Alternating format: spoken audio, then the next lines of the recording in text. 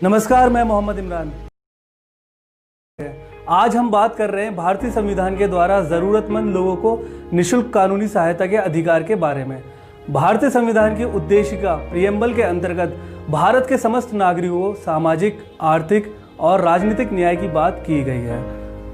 समाज के सभी वर्गों को भारतीय न्यायिक प्रणाली में न्याय पाने का समुचित एवं समान अवसर मिले, इसके लिए भारतीय संविधान के अनुच्छेद 39A के अंदर देश के गरीब और पिछड़े वर्ग के लोगों को निःशुल्क कानूनी सहायता प्रदान करने के लिए संविधान में बात की गई है।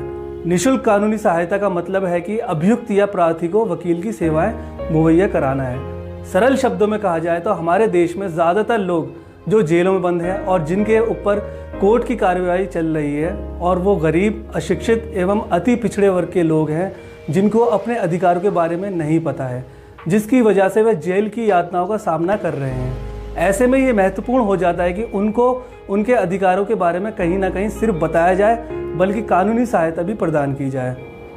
इन्हीं बातों पर जोर देते हुए माननीय सर्वोच्च न्यायालय ने कीर्ति बनाम स्टेट ऑफ बिहार में ये निर्णय दिया कि न्यायाधीश का ये संवैधानिक दायित्व है कि वह किसी अक्षम और आर्थिक रूप से असहाय अभियुक्त को उनके सामने प्रस्तुत किया जाए, और तब वह सबसे पहले ये सुनिश्चित कर लें कि अभियुक्त को निःशुल्क कानूनी सहायता वकील के माध्यम से मिल रही है या नहीं। अगर नहीं मिल रही है तो वकील का प्रबंध जल्दी किया जाए, जिसका खर्च राज्य के कोष से किया जाएगा। हम हमारे चैनल के माध्यम से जानने की कोशिश करते हैं कि निःशुल्क कानूनी सहायता देने के लिए अभी तक सरकार द्वारा क्या व्यवस्था की गई है, और वे कौन से लोग हैं जो इनके पात्र हैं और जो उनके पात्र नहीं हैं। साथ ही किन दस्तावेजों की ज़रूरत पड़ेगी और आवेदन करने के लिए कहां पर जाना पड़ेगा, जिससे कि आपको एवं आपके जानने वालों को निःशुल्क कानूनी सहायता आसानी से मिल सके। 1987 में भारतीय संसद ने विधिक सेवा प्राधिकरण अधिनियम को पारित किया, जो 9 नवंबर 1995 को पूरे देश में लागू हो चुका है। इस अधिनियम का मुख्य उद्देश्य है कि सभी को न्याय के समान अवसर मिल सके और समाज का कोई व्यक्ति न्याय पाने से वंचित न रह जाए, और इसके अंदर गरीब, दिव्यांग और पिछड़े वर्ग से या फिर अति पिछड़े वर्ग से लोग हैं। इस अधिनियम के माध्यम से राष्ट्रीय, राज्य और जिला स्तर पर विधिक सेवा प्राधिकरण आपको निःशुल्क कानूनी सहायता प्रदान करने के लिए बनाई गई है। अगर वादी या प्रतिवादी का मुकदमा माननीय सर्वोच्च न्यायालय में चल रहा है, तब वह राष्ट्रीय विधिक सेवा प्राधिकरण में या फिर सर्वोच्च न्यायालय की विधिक सेवा समिति में जाकर कानूनी सहायता प्राप्त कर सकता है। आपके लिए दोनों विकल्प खुले हुए हैं।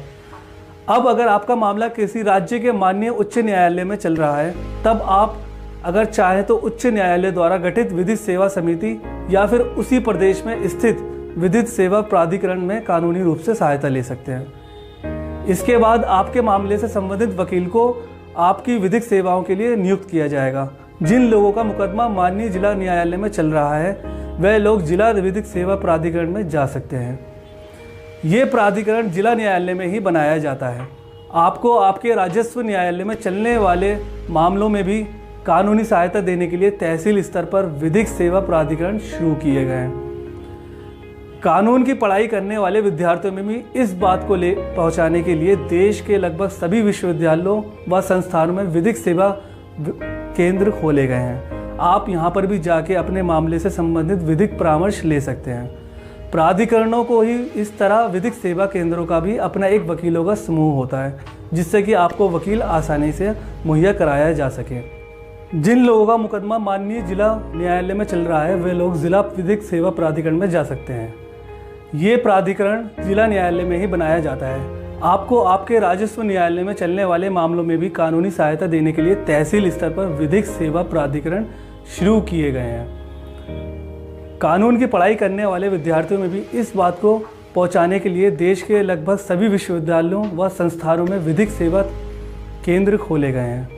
आप यहां पर भी जाके अपने मामलों से संबंधित विधिक परामर्श ले सकते हैं।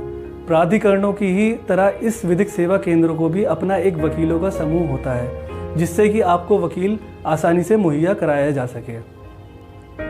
आइए जानते हैं कि वे कौन लोग हैं जो निःशुल्क कानूनी सहायता प्राप्त करने के हकदार हैं। 1987 के अधिनियम की धारा 12 के अनुसार वे लोग कानूनी सहायता पाने के हकदार हैं जो SC ST महिलाएं, जिसमें बच्चे, जिसमें जमानत तस्करी से पीड़ित, सामूहिक आपदा जैसे कि बाढ़, सूखा से परेशान व्यक्ति, जातीय हिंसा से पीड़ित व्यक्ति, वर्ग विशेष पर अत्याचार, पीड़ित व्यक्ति, अल्पसंख्यक समुदाय से या फिर दिव्यांग औद्योगिक कामगार, ऐसे व्यक्ति जिनकी वार्षिक आय 1 लाख रुपए से कम है। अब जानते हैं कि निःशुल्क कानूनी सहायता कैसे प्राप्त करें। निःशुल्क कानूनी सहायता पाने के लिए आप अपने नज़दीकी प्राधिकरण समिति और विधिक सेवा केंद्र में लिखित प्रार्थना पत्र या फिर प्राधिकरण द्वारा जारी किए गए फॉर्म से आवेदन कर सकते हैं। अगर व्यक्ति लिखने में सक्षम नहीं है तो वह मौखिक माध्यम से अपना आवेदन कर सकता है। प्राधिकरण में मौजूद अधिकारी उस व्यक्ति की बातों को आवेदन पत्र में लिखेगा। शीला वारसे बनाम स्टेट ऑफ महाराष्ट्र में माननीय सर्वोच्च न्यायालय ने कहा है कि व्यक्ति की गिरफ्तारी के तुरंत बाद पुलिस का यह अनिवार्य कर्तव्य है कि वह नज़दीकी विधिक सहायता केंद्र में इसकी इत्तला दे, जिससे कि समय रहते अभियुक्त की कानूनी सहायता की जा सके। इसके अलावा आप राष्ट्रीय विधिक सेवा प्राधिकरण, जिसे हम नालसा भी बुलाते हैं, की वेबसाइट पर जाके देश के किसी भी विधिक सेवा संस्थान व प्राधिकरण से जुड़ी कानूनी सहायता प्राप्त करने के लिए ऑनलाइन एप्लीकेशन फॉर्म में ज़रूरी दस्तावेज़ को अपलोड करके फॉर्म भर सकते हैं। क्या है ज़रूरी दस्तावेज़, जानते हैं। अगर हम ज़रूरी दस्तावेज़ों की बात करें तो मुख्य रूप से आपके पास एक एफिडेविट होना चाहिए जिसके साथ में आपका वार्षिक आय प्रमाण पत्र, पहचान पत्र हो। बाकी दस्तावेज़ आपके केस पर निर्भर करता है। ध्यान रहे कि ये कागजात विधिक सेवा केंद्र या प्राधिकरण में भी ले जाना और दिखाना ज़रूरी है।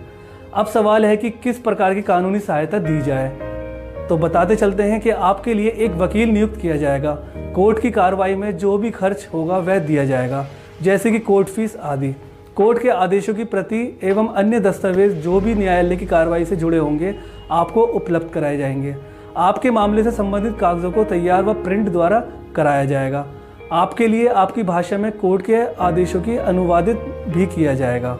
कैसे मामलों में और किन लोगों को निःशुल्क कानूनी सहायता नहीं दी जाएगी, जानते हैं। किन मामलों में कानूनी सहायता नहीं मिलेगी, जैसे कि मानहानि अभियोजन में, अदालत की अवमानना का केस और झूठे साक्ष्य के मामलों में, किसी भी चुनाव से संबंधित कार्रवाई के मामलों में, ऐसे मामलों में जहां पर दंड की आर्थिक राशि 50 रुपये से कम हो, ऐसे अपराध के मामले जो कि आर्थिक और सामाजिक कानून के खिलाफ हों, जैसे कि एटीएम से पैसे चोरी करना, राज्य संपदा को नुकसान पहुंचाना आदि।